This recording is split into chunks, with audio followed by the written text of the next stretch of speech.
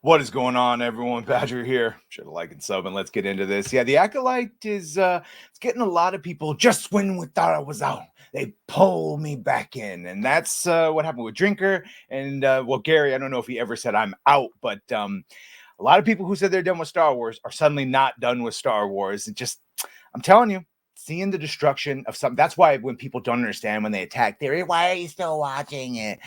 I don't know. Just coping, hoping, all the ings.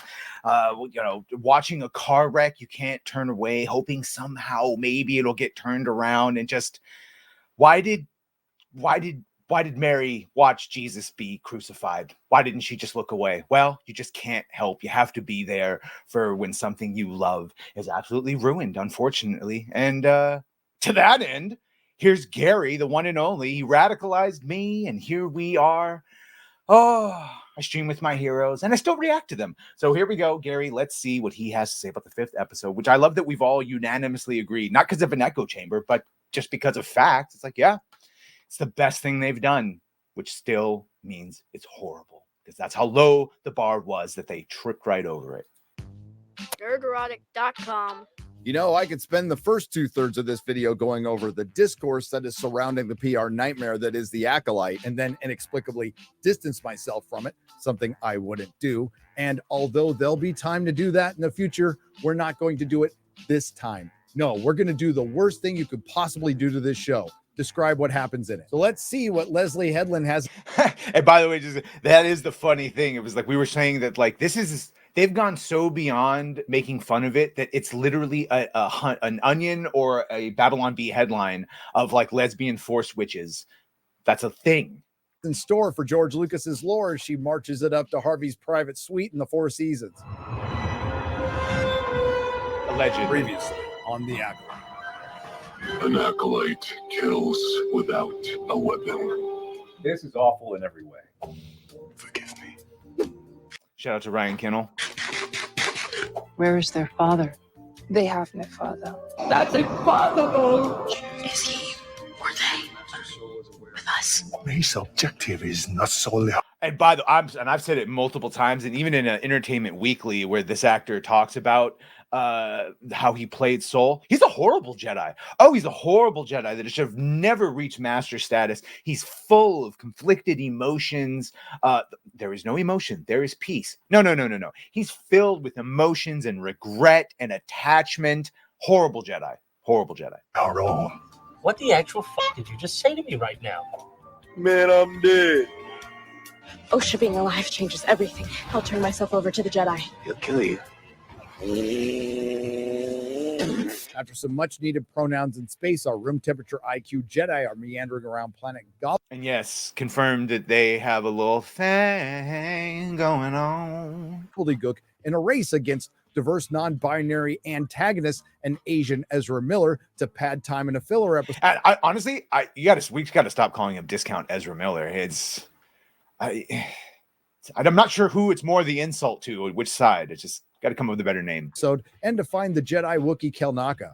Diverse non-binary antagonist decides she's not an antagonist anymore. Kelnaka, the Jedi Wookiee, gets killed off screen, and it all culminates in a force push. And apparently they wrote out that entire fight, and then when it came down to it, they couldn't afford it.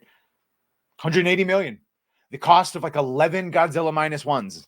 This brings us to the second half of what was obviously one episode cut in half within a series with -0, whatever. Enough story to fill maybe an after-school special. After being force pushed by Smilo Ren, diverse non-binary protagonist wakes up halfway through what we are told is the best lightsaber duel since the Phantom Menace. Well, I can't honestly say yes or no because most of that must have happened behind the trees on the repurposed set from the Jungle Cruise. May and the audience are able to peer through a couple of trees and witness Smilo Ren dispatch 3 Jedi with ease. And yeah, by the way, that wasn't Plo Koon. It was just a Keldorian Jedi, like I suggested. Some of the fighting was fine. Some of it was decent. And had this not had all the stink of Leslie Headland and Disney Star Wars, I think people would be enjoying it.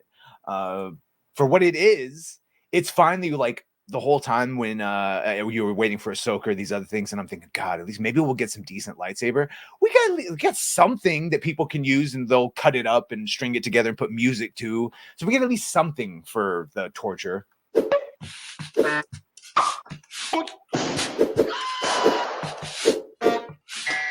And then, based on what happened to the Jedi Wookiee Kelnaka, mortally wounds Shillmonger. Smilo Ren then turns around and sets his sights on diverse non-binary protagonist and tries to kill her. Hold up. Wait a minute. Something ain't right. Why does Smilo Ren want to kill her now when he had a great opportunity to do it 5 minutes ago in this scene? But not to worry after Smilo. Fear. My intimidation would be the fear, feeding off of the fear he caused. I don't know. Kylo Ren throws his lightsaber that cuts some trees that had the good sense to wait to fall dramatically. Diverse non-binary protagonist is saved by Deus Ex Manchurian. Well, isn't that convenient for you? And the power levels were all over the fight. He's one versus like 5 or 6 Jedi, and then Jeki is the one that gives him a struggle. Now, where the hell was Master Soul when his fellow Jedi were getting shish kebabbed? Don't know. Diverse female protagonist is sent off with Shillmonger to go back to the ship until she comes up with a better idea than the Jedi to deal with Smilo Ren later on in the script. And then we overused wipe to diverse non-binary. They do. I know. They were trying to go for a prequel, which I guess shout out, but goddamn, they do it a lot. Antagonist who doesn't want to be an antagonist anymore. After she steals Kelnaka, the Jedi Wookiee's lightsaber, she's confronted by X-23. And then diverse non-binary antagonist who doesn't want to be an antagonist anymore tries to kill X-23 for wanting to arrest her. You're under arrest for the murder of Master Indara, the murder of...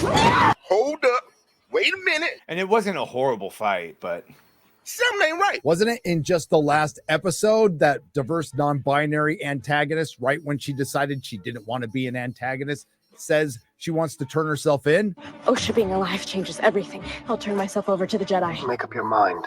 And there's a lot of fighting in this episode. Master Soul and Smilo Ren take a couple of hacks, speak a couple of lines. What master hides his face from his pupil? And by the way, and maybe it's addressed here, they did this whole weird shit about how the Cortosis helmet and gauntlet, which is why the lightsabers are going out, that somehow, and he says that like that keeps him from reading. But I almost said a gamer word. This is not the Magneto from the movies, because even in the movies it was specific to that. In the comics, it's his electromagnetic field, and that probably got retconned to be the helmet now. But in Star Wars, it was never a Cortosis helmet. That's a mind force technique, where basically whoever is stronger in the force could, or if you're really practiced in force, like mind protection or whatever the hell it is. And then later on, the helmet comes off, and he doesn't just immediately read his mind and find out who his master is, and if he's really a Sith, or if he's just a dark side user, or if he's an acolyte to an actual Sith. You never know. What? Then it cuts away to X-23 fighting diverse non-binary antagonist who didn't want to be an antagonist, but now she's an antagonist again. We also find out Smilo Ren has a helmet made out of a metal ripped off from the EU. Thank God, because other people did not. Yes, it's totally ripped off. I do not think Leslie Headland was like, we have to use Cortosis. Someone in the know I don't even think Dave Filoni knows the name Cortosis, by the way, but someone clearly told them about it and its properties. And yes, it's in Knights of the Old Republic. All the games we love, a lot of them. Jedi Outcast has Cortosis. Remember Cortosis troopers, guys? That also works like Magneto's. Show your face. And let you read my thought. Yeah, that's bullshit. And after dispatching almost a dozen Jedi with ease, Smilo Ren leaves Soul when he has him dead to rights. He goes off to fight X-23 right after she subdues diverse non-binary antagonist who's decided to be an antagonist again. And wouldn't you know, after Smilo Ren easily dispatched almost a dozen Jedi, he has a tough time with the strong female Padawan. Now, the only way I will cope out of this one also is I was going to say first they're going for young Ahsoka vibes, which is a cope of a cope.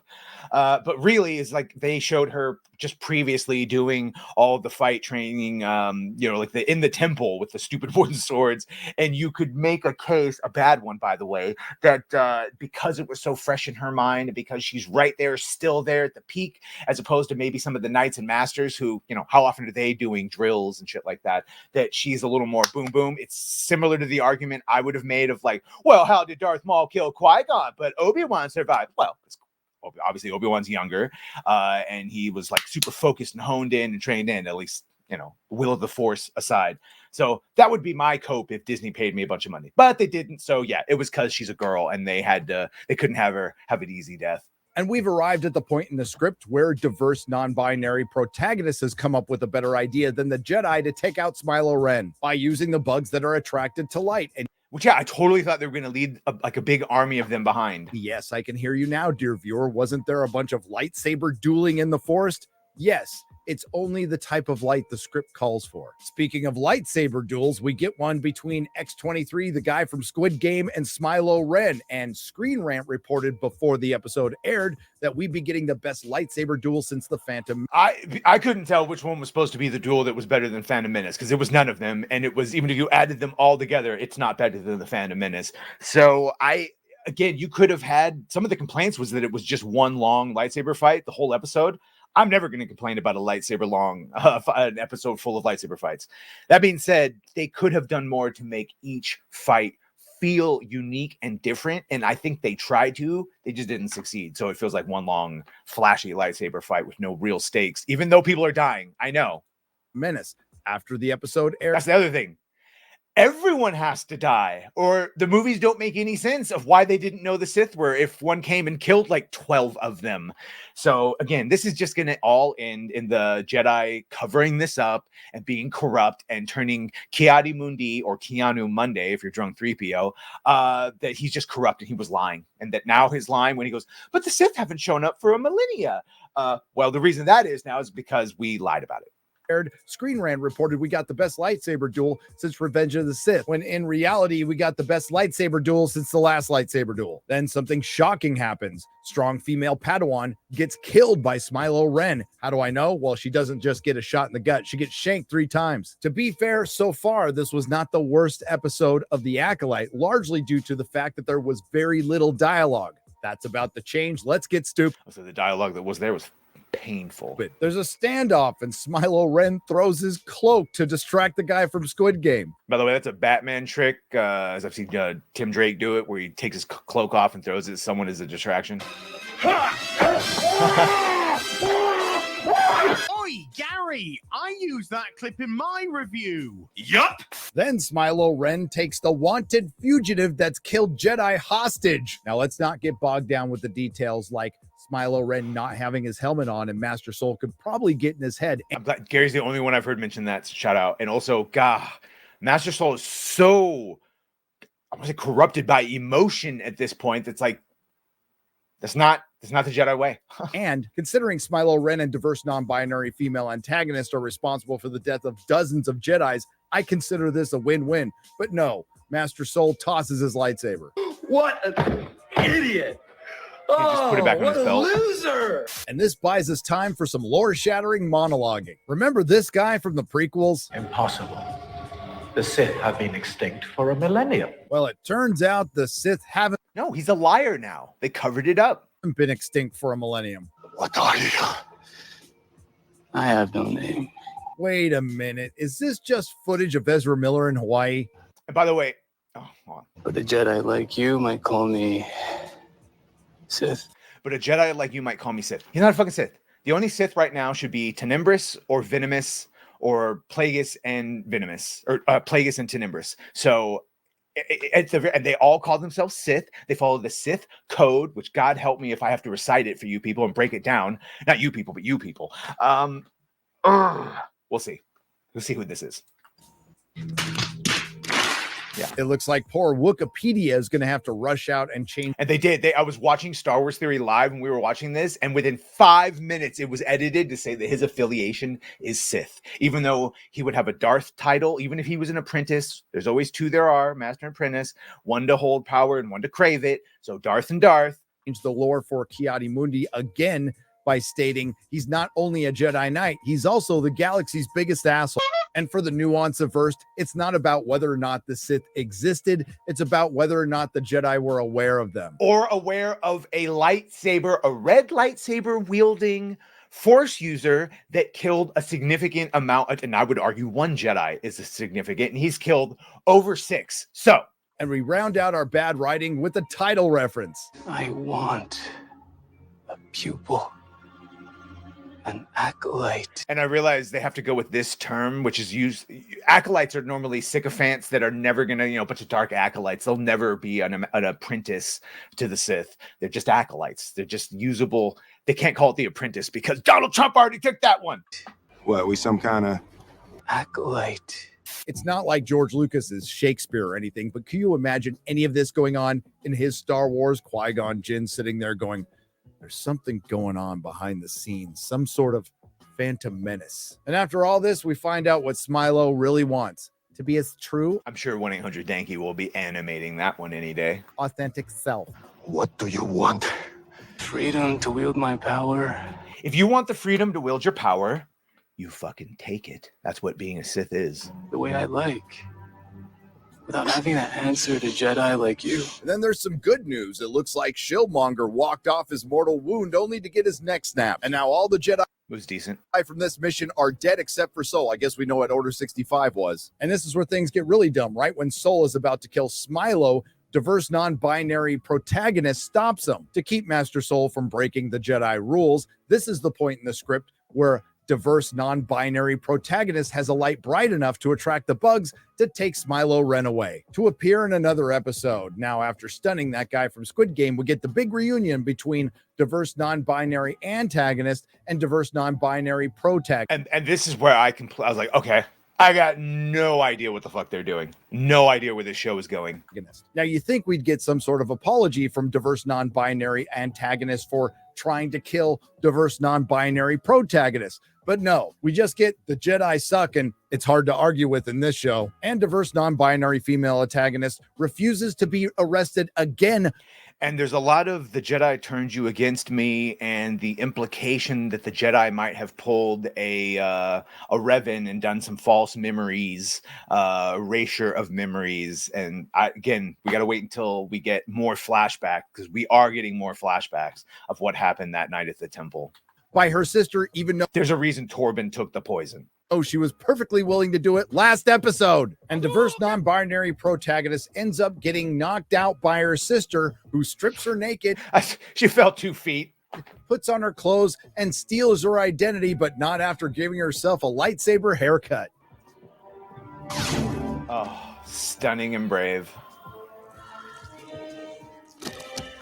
And now we know what the Acolyte is. No, it's not Frozen meets Kill Bill. It's the Parent Trap, or the Jedi Trap. Diverse non-binary antagonist posing as diverse non-binary protagonist then meets up with Jedi Master Sol, who was the last Jedi on her list. Ability to the last Jedi on her list. So, and yeah, obligatory. He would have felt, noticed small characteristic differences, body language, but also would have felt the shift in light side, dark side affinity. Look into someone's mind must not be working that too doesn't have the same bond of Master Padawan. A lot of things, unless he's playing her, who knows? That day, along with not being able to smell burning hair or spot the spiral on May's forehead that Osha doesn't have. And I have to agree with my favorite editor, Perry Chan, when he said best episode so far, 1 out of 10. And this is why the Acolyte sucks. Over a dozen Jedi die, and I don't care. It's poorly produced, it's poorly directed, it's poorly edited. Hell, I bet the catering sucks. And most importantly, it's poorly written without any engaging characters, which is a shame because it's a waste of a couple of good actors. And the bottom line is this: outside of my own, the YouTube videos about the Acolyte are far more entertaining than the Acolyte. And I'll include Gary's in that. Far more entertaining. Come to a point with Lucasfilm, we don't even need to tell jokes to embellish our reviews. All we have to do is describe what actually happens in the show. That's the joke. And look, I made it through an entire video without talking about the political discourse surrounding the Acolyte, like queer creator of gayest Star Wars series claps back at haters who claim it's woke propaganda with lesbian space witches. Yeah. Nerdrotic.com. Which conveniently, she's the one that wrote that. She's the one. She says, well, they're a matriarchal society. Of course, there'd be relationships. It's like, but you wrote them that way. The Night Sisters have Night Brothers. They're still a breeding group, for God's sake. No, you made them force lesbians, basically. And then you put the stick in your own spoke. And when you're bike went head over heels. You go, what happened? What happened? Anyway, shout out Chris Gore, also, who I read super chats for on Film Threat on Versus every Monday. You should check that out. He was saying that one of the major reasons this show is so expensive, again, 11 Godzilla minus ones that you could do, is because it's just ineptitude. It's just ineptitude. They're spending millions of dollars for things that would cost hundreds of thousands, or far less millions. Anyway, I'm here until the end because God knows I got to see confirmation on whether or not force emasculation scissoring is where, because then the chosen one is Shami was just a liar, wasn't she? Anyway, let me know what you think of this. Make sure to like, share, and sub. If you have done that, thank you. If you're gonna do that, thank you. And Well, bye.